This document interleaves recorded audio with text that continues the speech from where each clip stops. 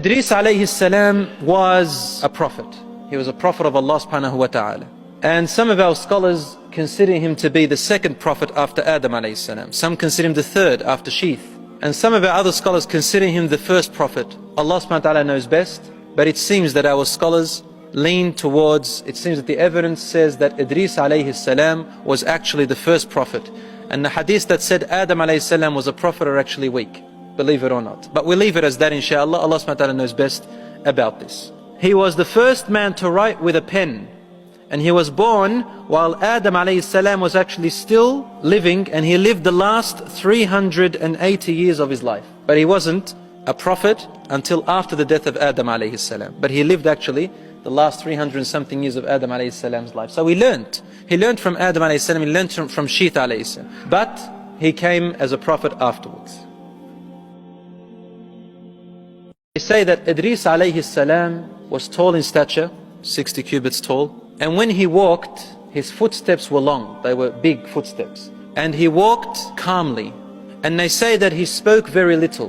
That if ever he wanted to speak, he would speak something beneficial, words of wisdom, or he would be silent. And when he walked, it was not his nature to constantly look upwards. He used to look downwards, like a person who constantly was thinking. So he'd walk and he would think a lot, ponder a lot, contemplate a lot.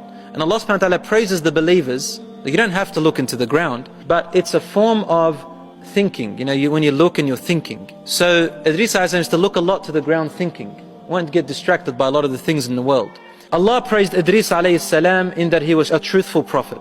He came as a prophet not to stop people from shirk or to call them to the correct information, but rather to help stop and call people away from acts of corruption which they knew were corruption, away from their desires, as we know, such as zina and the act of killing, the act of murder, the act of proudness, the act of corruption, to call them away from that.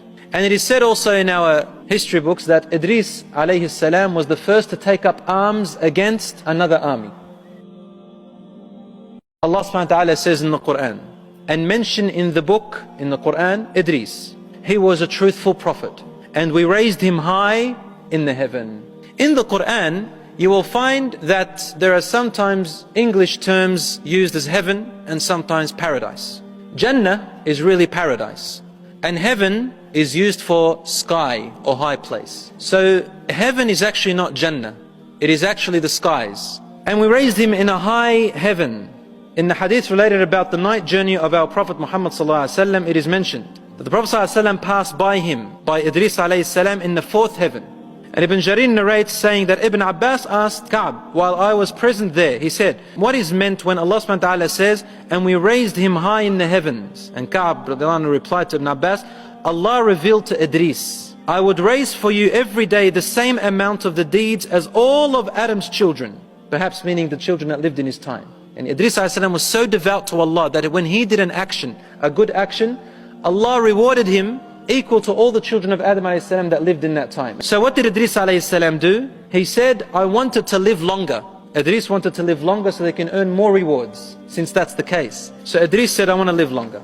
So he said to one of his friends, an angel, he said, can you take me above to request? He said to him, Allah has revealed to me such and such. So could you please speak to the angel of death so I could increase my deeds and ask Allah? The angel carried him on his wings and went up into the heaven, the skies. When it was the fourth heaven, they met the angel of death, who was descending down to the earth. And the angel spoke to him, who was descending down to the earth. And the angel spoke to him about what Idris had spoken to him before. And the angel of death said, but where is Idris? He replied, he is upon my back. The angel of death said, how astonishing. I was sent and told to cease his soul in the fourth heaven. I kept thinking how I could cease it in the fourth heaven when he was on earth. Then he took his soul there out of his body, and that is what is meant in this verse, and we raised him high in the heaven.